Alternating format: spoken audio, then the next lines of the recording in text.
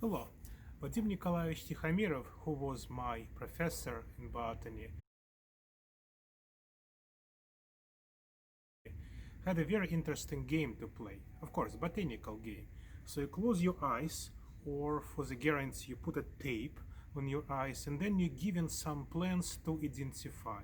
So of course you can smell them, but mostly you restricted with you touching the plant. Very interesting thing. Let me make this experiment here. It's like a night time in a Kyoto University campus. So I close my eyes and will try to touch plants around me. So this is one plant. Yes, this is it, which you never ever skip identifying by touching.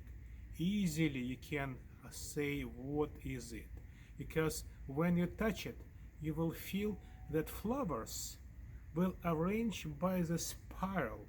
So this is a spiral orchid or Spyranthus.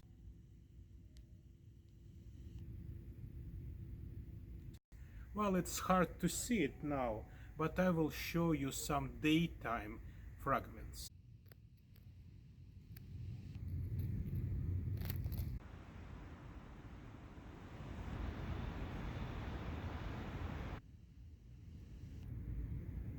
Spyranthus sinensis is a spiral orchid, or like a direct translation from a Japanese name is a spiral flame. So this is a plant which pinkish flowers, very small, but they arrange like a spiral, and yes, they give an impression of flame.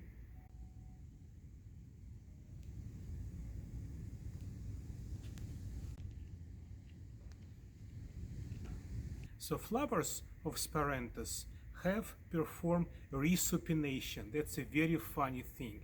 Again, you need to look on this inflorescence a bit closer, and of course in the daytime, and you will see that flowers will start their development like from turning 180 degrees. So they have a labella, the lip, upward, but then during the development they will rotate, and labellum will become the sitting place for pollinating insects. So flowers will rotate 180 degrees.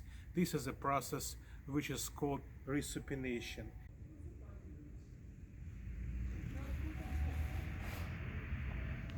It is very remarkable for many terrestrial orchids. And of course, Spyranthus sinensis, spiral flame, is terrestrial orchid. It's not easy to explain why resupination is needed. Of course, it's understandable that lip labellum of the flower should be downwards to help insects to sit on it. But why flowers start from the having labellum on top? Wouldn't it be easier to develop it from in the bottom from the start? One of explanation, while a bit exotic but might be possible, is that ancestors of terrestrial orchids were tree orchids, epiphytic orchids, and in that case the flower going from top to bottom, and then labellum has a proper place if it was on top on flower. In that case, top of flower will go down because the whole inflorescence is hanging down from the tree. But when these plants start to grow on soil, they have reversal position of the inflorescence, and as a result they must reverse their flowers, resupinated. That is one of explanations. This is a nighttime excursion in a world of orchids, Spyranthus sinensis, very typical small orchids which grow throughout whole Japan. Thank you very much.